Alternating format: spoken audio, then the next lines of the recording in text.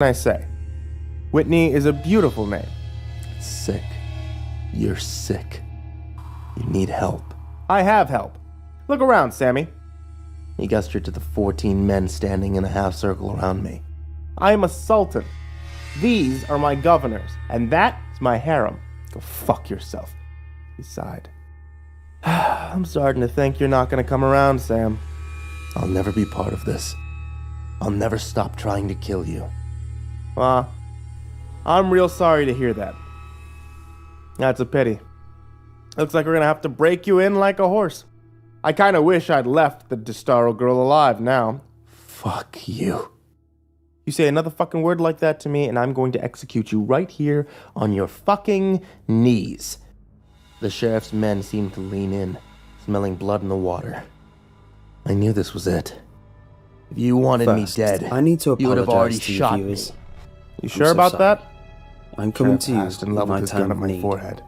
Why don't you Please pull that gun help on me me. and find out? Please I'm listen sure to about this that. to the end. You need me. That's it. To the That's sea of all your I ask. bullshit, I see the truth. I don't know It's what a to pride do or thing. where to turn. You want your son taking Please over help your me. business. You want That's another all walker I in ask. charge. The sheriff's My mouth name is spread Danny, into a wide and I'm smile. a single father. But he didn't I lower don't his tell you gun. this like it's some badge of honor, and I'm expecting can make cookies, milk, and another chocolate-covered son. snowflakes like most You others in my could. social circle would. But you They want want your me. pats on the back You and want to break recognition. me. You want to I just mold want me some of into your you time. because that way I you see win. fatherhood as a burden. Oh, I've already Necessary, won, yes, Sam. but still No. a burden. I My have. son's name is Jesse. You're a slave to your own He's fucking 11. hubris. I can That's say and fifth do grade whatever for I you want, math and your haters. pride won't allow you to kill me. Jesse started the 5th grade this Maybe year not. like any other kid would. The sheriff shrugged There and was dropped a the little barrel of bit his of gun to my trepidation chest. and lots of excitement. But I can break your He fucking was a ribs with a happy-go-lucky bullet. sort of kid, full of life and energy. All that changed I heard the after shot, he met Stan on Tuesday. but I didn't feel it enter my Stan body. was a late addition to I Jesse's instinctively class. put my hands over the entry transfer wound in my student from chest. another district. I didn't have to Jesse's feel it to teacher know it was sat there. Stan next to Jesse. When I Sound picked was Jesse up after pulsating school on in and out Tuesday, of my ears in he time told to me my that deceptively Stan was calm his new heartbeat. best friend. He wasn't acting like But himself, through the though. waves of sound He was pale and sweaty. silence, I took his temperature, but I he could wasn't hear them running a laughing. fever.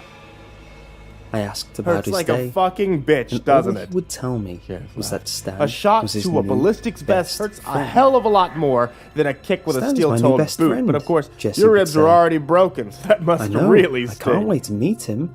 I'd say back. I knew I was going into shock. Dad, Stan is great. I You pulled should my meet hands him. away from my He's jacket my new and best saw that they friend. were covered the in best thick, in the world. warm blood. We must have had this same conversation A laughing 1,000 times died. that night. Immediately, When I took Jesse in bed, and the he sheriff took looked a up step at in me my with direction. tears in his eyes. He put his little hand in front What of his in face the and hell? wiggled his index finger, telling me you. to come closer. I By the bent over time he him. put it all together He and put looked his over at her, hand to Kimber was either already side of his standing mouth. where they'd left her discarded You know, in the the snow. little kid She way was of staring telling a at the secret. sheriff down the sight of the Beretta, and Well, I before turned anyone my could head. react, and he whispered something into my ear that chilled me. Kimber squeezed At the the time, trigger I didn't know and why it killed chilled her me, but monster. it did. He whispered, the bullet went through the sheriff's eye and out the back You of do his head, believe me, where it buried right, itself in Dad? the wood of the building behind him. Before his body even sat hit the back up ground, and guns were looked pulled down from at him. every side, and men loyal to the money Believe had you taken about control what, of the son? men loyal to fear. Jimmy "Stan," Prescott he said, had somehow "Stan's come my through. best friend."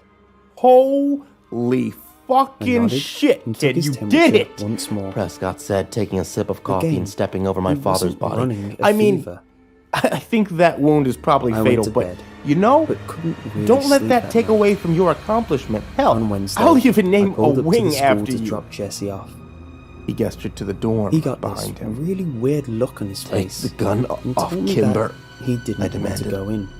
I knew I didn't have much time Are to play you my trump feeling card. sick? I asked. Ortiz, what the fuck? No. He said, quit pointing said. that shit at the hero of He the was day. chewing on his bottom lip like crazy. And This closest was to something Kimber else lowered his I'd gun. never seen him do. He doubled over then, No, clearly in I enough need to pain go of to her own, school. He Broken opened the car bones. door and got out. reading No the goodbye, thoughts on my no, face. I love you. Your daddy Nothing. shot her with a .457, which He trudged up Well, the front no, steps he of the shot you school too. with his head down. it's a pretty big bullet. She I might let off the actually be brake bleeding, and turned but away she'll be to fine. drive to work. You, on the other hand, A little I boy strained against was the standing darkness. right in front of my car. I needed to tell 2 Jimmy more something. seconds, and I would have run him over. What was it? The boy was pale, with a mop yes. of blonde hair. My that insurance was policy to almost make sure white, Kimber left and this bright place blue alive. eyes. He knocked on the hood of my car twice, so waved you once, talked all that and shit, walked up the stairs to and school. you weren't even armed. You had nothing When I on picked you. Jesse up after school You on sure Wednesday, you don't want to come work for he me? looked a lot better. He was a tiny bit paler than normal, but I did. he seemed happy. I He did told have me something all on about me. his day. Oh He yeah? told me about What's that? dinosaurs and music and math. This. And then he told me about I recess. pulled out the small remote control and dropped And it in then, the snow in after front of math me. period, we had Jimmy recess. laughed. Dad, you'll What- never guess what I what the did today at fuck is that? recess. Tell me, I said, a smiling to remote. myself as I'm driving. I'm thinking For the tag, video cameras. football, keep away. All the things I remember the boys doing at recess What when the I fuck was are that you age. talking about, kid? Something benign. What Something cameras? normal. For the I first joined time a since I church. met him, I frowned at this. Jimmy looked rattled. A church? At recess? Jesse nodded. The Those church of cameras. Stan. I pointed thought up that into the must be tree, some sort of where a new dozen make-believe small game that cameras kids were playing. blended into the dark branches, What's the They're church of blinking red Stan? lights. I asked. all but It's invisible. Stan's church, Dad. Jesse laughed like I- I was the silliest person in the world for asking I that need to question. stop the bleeding. What do you guys Are you do, though? fucking kidding me? You know, as members. You shit-eating I donkey asked. cunt. Are you fucking joking? You Lots better of be stuff. joking because I will Today, put the though, bullet we in just your head listened to that your Stan daddy talk. couldn't. He was saying some funny words, He and raised a I gun got to my sleepy face, and but dozed off. Seemed A conflicted. bunch of us did. If he believed me about the cameras, I knew he couldn't shoot I me. pulled into the driveway It all at came home, down to my and we ability got to out. bullshit. Was that it? I'll just take those I cameras asked. down and break them like they were Didn't never sound there. Weird for sure, but the said kids and didn't cocked the seem to gun be that he was doing holding in my anything face. wrong. Stan They're gave us on a live flyers too. feed, asshole. Jesse pulled said. out a crinkled up piece Jimmy's of face paper twitched a few and times handed before he it to lost me. it and hurled his cup of coffee at the It was a building piece behind of him. manila paper Fuck. with 3 words you. written in black Video marker. streaming back to a laptop in Chicago. Church of Stan. It's over.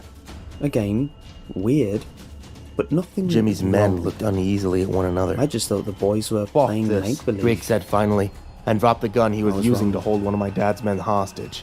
When I They picked scattered like Jesse up roaches after to all school sides of the yesterday, camp, I could tell that something was starting very their wrong trucks with and my speeding little off boy. down the mountain. He looked panicked. Jamie was and already on the scared. phone with someone as he dug into his What's pocket for his going on, keys. son? I asked, Delete reaching it. out to feel All his of it. forehead. Get it off the No DHS fever. internet and make sure it's gone We for played fucking the Soul ever. game today. He said. I don't give a Just shit his where head you was are. on a swivel. We need the database gone now, He like couldn't it sit never still. fucking existed. He kept looking no, all fuck around the as we fucking headed backups. home. Delete it all. The Soul game? I asked. Jimmy threw his phone on the ground and shot it 4 Jesse times just with his nodded, gun. trying to look everywhere at once. He ran to a Beads of nearby sweat trunk and dotted ripped the his door upper lip. open. What's the Prescott! Soul game? I asked. Shouted hoarsely. Jimmy paused before Jesse he slammed the shook his door and head glared no at me. and said nothing. Kyle, Jesse, Kyle Landy, what's the Soul game? was all that bullshit. I told him I didn't want to, Jimmy's but glare he said he contorted wouldn't be into my a friend bitter anymore smile. if I didn't play. Who Where wouldn't is he? be your friend? Where were the teachers? Where's Kyle? Jesse started breathing harder, but still answered. You fuckers It happened in the will church, believe he said. anything. Then he whispered, He sneered before he teachers slammed his aren't car allowed in door the church. and sped off down the mountain. The Church of Stan? I asked. The Jesse last of nodded, my energy and a expended. tear slit down his cheek. I fell forward in the snow with my back What's to the the sheriff's Soul body. game, Jesse? I'm your father. I could You see tell a me mess right of now, Kimber's red and I'll curls take over care the of top of my everything. arm, I said. but she I was can't too tell far you, away. Dad. I can't. The rules are Kimber. bad. They're so I bad. guessed the blood in my mouth. What about She Stan? didn't hear. I asked. With my strength Stan running out tell me like the sand rules? in an hourglass, I No. pulled my phone from Jesse my screamed jacket this and dialed scared me Seth's half to number. death. Don't He ask answered him on the the first rules. ring. Please don't, Dad. Please. It worked. I pulled into the driveway. She's alive. Scared and confused. Promise me, alive. Dad. Promise me, promise The me, high school. promise me, please. Those sick fucks host all Jesse the was records bawling now. on the school server. I took him You're into my skin arms high. and rocked him. Risking high, got I it. hadn't rocked him like that Can you since get he'd in? been in kindergarten. I'm working on it. The database He is going to fell be locked asleep in my down, arms, secure as and I fuck, carried but like him I said the inside. other day, I'm pretty good I at what took I him do. straight to his room and got I don't him know what ready the for file bed. will be called. He just I needs muttered and dropped the I phone kept down telling next to me, myself, where it sunk into all the he snow. needs is sleep. I faded in and out for a few minutes trying to hold I on. put him to bed I got it. and ate dinner That's it, alone. finally. I just looked I for the checked most up on him buried around shit on 9 the when server. I went to They're bed. scrubbing it fast, man, but I got He it. seemed to be sleeping well, so definitely know I'm I here, decided though. to go to sleep. I felt myself I pulling woke away up to from him my body. screaming at the top of his lungs Fuck 18 me. minutes after midnight There's last some night. serious heavy hitters I in ran here. to his room. I can't but he believe they wasn't kept in it his all on the bed. school server. What fucking I turned on assholes. the light, and Jesse I came could barely hear flying Seth out of the anymore. closet Hey, like something was chasing you him. okay, bro? He latched onto my leg Damn. and kept screaming. I tried to calm him down and ask then I was what was alone. wrong at the same time. It wasn't making any sense. He just kept screaming about the soul game. He was The clock read impossible. I 1:32 kept asking a.m. what that was. I turned the car on but he again. wouldn't tell Kimber me, muttered her approval and I laid tried her to put face him back next to to the bed. heater. but he would have none of it. She Finally, gently banged I her just took him forehead to against my the room. dashboard. and he slept in my bed. We're getting fucking Jesse fell nowhere, right to she sleep. said. She was right. I was lying on my side. We had been arguing watching for him, hours and stroking still his hair, agreed on nothing. when his eyes popped The mission open. was suicide, no stared matter how right we went into about mine. it. So we were really just arguing how many of I'll us tell should you the die, rules after school tomorrow, and in what order. he said. Then he closed his eyes. They're gonna kill you if they see you. Period. What Those was guys have going no on with reason my to let you kid? live. Yeah, I'm not arguing In the that, but darkness, how are you I going to stared shoot at the ceiling anybody when for you a have long one time bullet and they know you're before coming rolling anyway? over to my side And they know and about the bulletproof staring vest. into the bathroom. And they know about the bulletproof vest, you know how when making you're at it the edge of absolutely sleep, worthless. sometimes your leg will kick and I jerk leaned my you head awake, back against the headrest and or closed you'll my imagine eyes. yourself falling, I just or that wanted you've to tripped sleep. over something and get We jerked need more away. time. At least That another happened day. to me all last We night. don't come to them in the morning. Only I kept They'll come being to ripped us from sleep And kill us either by way. seeing something Right. in the doorway We're to dead the in bathroom. every scenario. Every time my eyes would start to slip shut, I'd see the Kimber dark suddenly sat outline up. of something large Unless- in the doorway and jerk awake. I Of turned my course, head to look at nothing her would through be one there. eye. And I would start Unless what? falling asleep again. Unless we do something The outline stupid. would appear in the doorway once more, Oh, Kimber, but it would be That closer ship to has me, fucking sailed. like it had No, taken listen, a I'm baby step. serious. You wear the vest. Over and over. Give me the gun. This kept happening split up the vest until and the gun. morning. Yeah. They won't expect This that. morning, on the way Yeah, to because school, it's fucking stupid. Jesse seemed out of As it. soon as one of us pulls out the Lethargic. gun, they're going to get shot. I So felt the same way. If that's the plan, I'd rather I you was wear the even vest. more exhausted. But I need the gun. I thought of asking Jesse Then we're about both. what he'd said No, right that's- before he fell asleep, but couldn't. That's I was afraid it would send Well, him into hysterics again. actually, so that's I left it alone. pretty brilliant. I drove I him gave to her a school, dubious look. and he didn't What are you say a thinking? word the whole time. Hear me out. I'm going to He was get shot acting either like way. a robot, And that actually puts listless, us at an advantage. unemotional. Let him shoot me. And then once I got they've a forgotten call about me, shortly after and they're not dropping paying him off attention to me anymore, to come pick him I'll back shoot up. him. He Ugh. vomited in class. You're banking on the fact that they don't search I us when we picked get him to up, Baraska. He was the same. I asked him several questions, but he only gave me grunts in response. The plan at home was to get him changed out of his dirty clothes, then take him to the doctor. He didn't say anything until we pulled into the driveway. "Can Stan come over today?" he asked. He stared out of the windshield at the garage door. "You're not feeling well, son. Do you really want him to come over?" I asked. I wanted to meet this kid, but it didn't sound like Jesse wanted him over. Yeah? And I, that they however, won't just shoot you in the wanted head. to get to the bottom Granted? of this.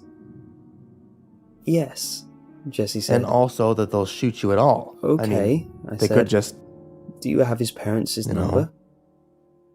He already asked his keep you parents, there. and they said it was okay. Okay? We have to wait until he's Only out that of class. Jimmy will And I'd still like to even talk to his can. parents. take control of the situation like Okay. he promised. Jesse got out of the car Kimber and nodded. walked into the house. Okay, all You have the acceptable number? risks. I asked as I She shut the door. smiled. No, You're high, he Kimber. said. I'm fucking I not. started to ask him how I was supposed to call them if I didn't But are have you? the number. But someone knocked Because on for the this to door. work, I'm gonna need you to streep the shit out of this. I was still standing I right next wish. to it. Kimber raised an I eyebrow. opened the door, and standing on That my front package step didn't have drugs was in the it. pale little boy You know. with blue eyes What? and a mop of white Sorry, blonde but I couldn't hair. tell you at the time. that You I'd would have almost realized run I was over going on without Wednesday. you. You're a dick, Sam A Walker. little girl stood next to him. So with what the did it same have in it? complexion. I shrugged. Yes. It was I a asked. care package from Seth. Hi, He Dee. sent me video The little cameras. boy said. Why? Is For Jesse what? home? Remember the night The I little boy disappeared with the standing on my car for front several porch hours? Shouldn't have known that Kimber's name. eyes narrowed. It was my Yeah? nickname from college. I used the Created directions Jimmy on a drunken Prescott night gave me to amongst my find friends. Baraska too. Oh, Shortened please don't from call it Danny. that. Also, No. please tell I me said. you're fucking joking. Sorry. That's fine. No. The little girl said. I'm not. My name You is couldn't Devin. see much or and hear you anything, already but know my I was brother's there. name. I know the way. Stan. I said. It's the reason we're parked here The on little this girl road right covered now. her mouth and giggled. I can't believe you went to Stan smiled Baraska. and shrugged. I can't believe you, Sam. That's madness. It's really quite Yeah. simple. I realized Rule that one, too late. Don't walk And the past whole mirrors thing in took the me dark. longer than it should have Rule because 2. I had to Don't be fucking leave stealthy, any doors which open when you I go don't know to if you bed noticed, tonight. but I'm not a graceful person. Ask your son what rule And I had 3 to climb is. fucking And trees to remember, Velcro that shit the down. creak means you're falling behind. Oh, A rustle I had to means find you've the almost place. lost. When the lights So- go down, hopefully you won't see the holy dark shadow shit. standing in We're the going to corner have of the actual room. footage from the mine? That's Hopefully you brilliant. won't hear it breathing as your eyes Not shut exactly. and you begin to They're drift off. dummy And cameras. If you hear a bang, What does that mean? They're not Oh. real? Yeah, hopefully you never they're sold hear as a bang. like deterrents. Stan But then- turned and walked away with Why his would you sister. risk that?